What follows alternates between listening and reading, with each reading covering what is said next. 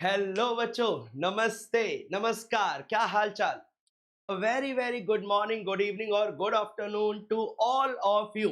आई know आप लोगों ने प्रिपरेशन एकदम शानदार और जानदार शुरू कर दी होगी आने वाले जून 2026 वाले एग्जाम के लिए। हाँ मेरे बेटा, एग्जाम आने वाले हैं।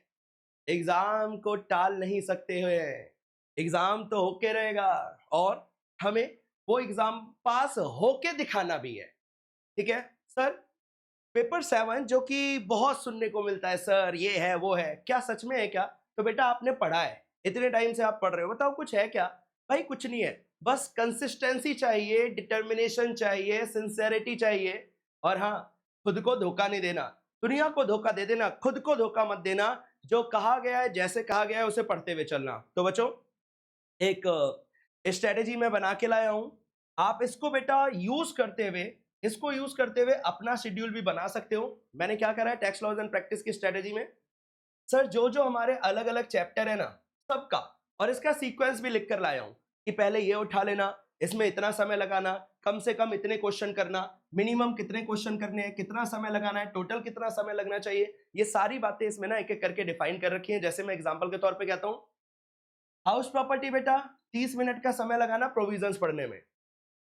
9 से 10 मिनिमम क्वेश्चन होने चाहिए, मिनिमम क्वेश्चन वाला कॉलम मिनिमम है, ठीक है, मिनिमम 9 से 10 क्वेश्चन होने चाहिए। कहां से सर? सर पीडब्ल्यू की बुक से, आईसीएसआई की बुक से, पीवीआई की उससे। और एक इंपॉर्टेंट बात, आपने क्वेश्चन करे 10, आपको हर क्वेश्चन में एक दिक्कत आई या किसी में नहीं आई, तो जिसमें जो दिक्कत आई, जो आपने गलती करी, वट एवर मिस्टेक जो आपने करी, उसको ध्यान देना बेटा, ध्यान देना। मैं आप लोगों को सबको बोलूंगा ध्यान देना।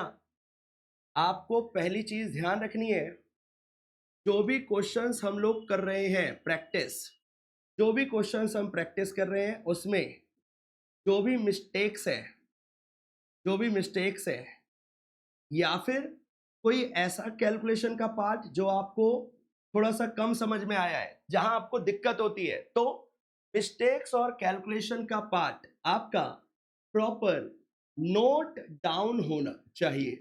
इसे ना आप सारे पॉइंट को एक अलग से, एक ना 15-20 पेजों का एक डेडिकेटेड पार्ट बनाना, और उसमें जो जो आपकी प्रॉब्लम्स है ना, उनको नोट डाउन करते हुए चलना, और फिर फ्यूचर में बार बार उन प्रॉब्लम्स को देखना, ताकि वो प्रॉब्लम फिर प्रॉब्लम वाला फील ना दे।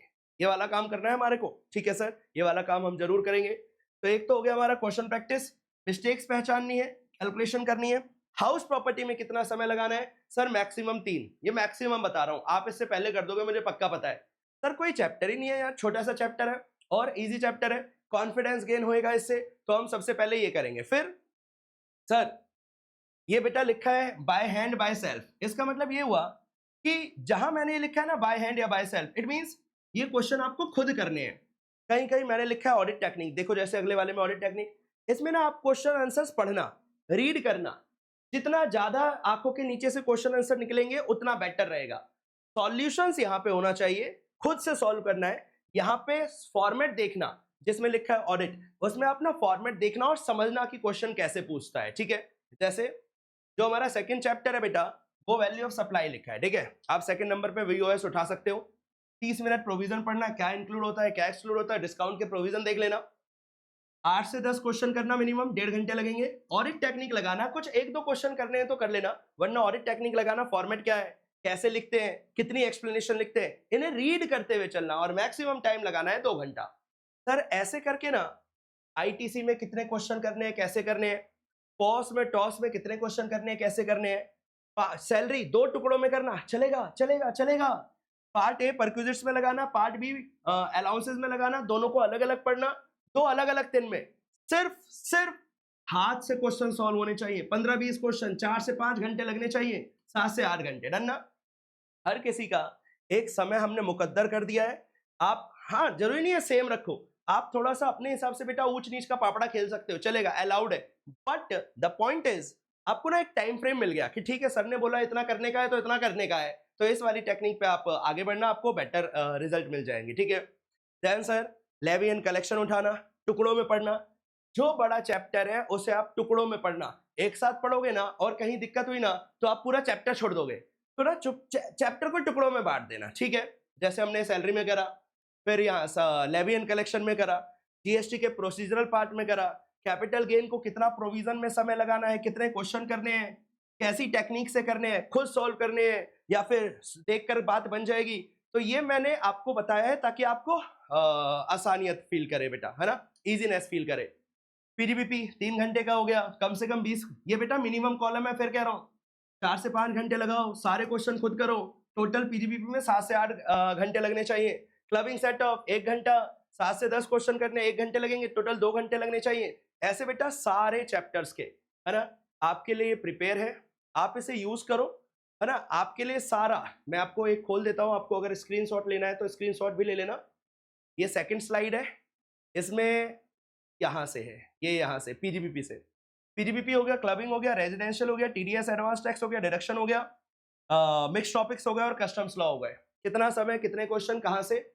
देन ये हमारी पहली वाली स्लाइड थी जिसमें हमने house property, value of supply, ITC, पॉज, salary, levy collection, other sources, capital gain, GST का प्रोसीजर कंप्लायंस, सब कुछ देखा है। ये सारी चीजें आप फॉलो करो बेटा, आराम से होगा, मैं कह रहा हूं आराम से होगा।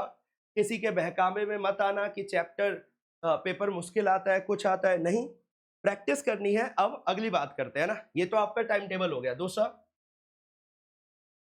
एटलीस्ट कम से कम 3 full revisions, full, not short pot, full revision, कम से कम 3 फुल रिवीजन। ये जो फर्स्ट वाली ये जो मैंने अभी लिखा है ना बेटा, ये फर्स्ट के लिए आपको इस वाली फर्स्ट रिवीजन में ना अराउंड मान के चलो अप्रॉक्स 50 से 60 घंटे लगेंगे। डेली आप 2 घंटे, 2.5 घंटे, 3 घंटे टैक्स को दोगे तो 20 से 22 दिनों में खत्म हो जाएगा। 20 से 22 डेज में आप कर सकते हो। जो सेकंड और थर्ड रिवीजन है ना, जो सेकंड और थर्ड रिवीजन है उसमें इसका कम समय लगेगा, आधा लगना चाहिए, मतलब 10 to 11 डेज, 10 to 11 डेज में खत्म करना। सीक्वेंस सेम रखना जैसे हमने रखा है, आप इस तरीके अपने हिसाब से, अगर आपको कोई और इजी लगता है पहले करना है तो आप कर सकते हो, वरना जो सीक्वेंस मैंने बता रखा है आप उस हिसाब से काम कर सकते हो।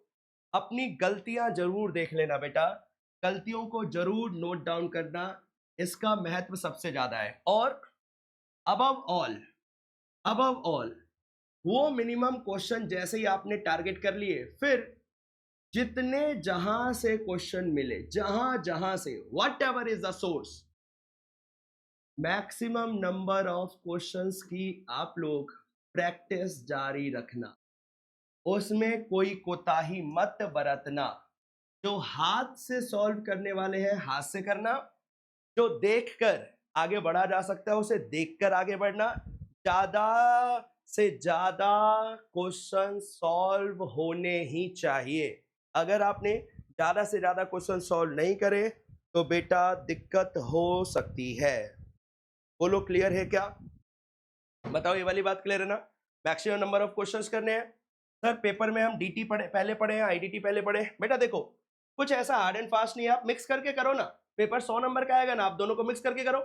एक हाउस प्रॉपर्टी उठा लिया, एक जीएसटी का वैल्यू ऑफ सप्लाई उठा लिया, ऐसे करके आप करते हुए चलोगे ना तो फायदा क्या होगा, पूरे सब्जेक्ट में पकड़ रहेगी। वरना पता है क्या होगा, आपने डीटी कर लिया और फिर आपको कुछ टाइम बाद एहसास हुआ यार अब तो समय कम बचा, तो आईडीटी से ना आप थोड़ा परेशान हो जाओगे। या आपने पहले आईडीटी कर लिया तो लगेगा अरे यार डीटी तो पूरा छुटा हुआ है, ये पूरा छुटा हुआ वाली नेगेटिविटी आने लगेगी। तो नहीं, आप जो जो अच्छे अच्छे इजी हाई स्कोरिंग चैप्टर उन्हें करते हुए जाओ, अच्छे से फोकस करो।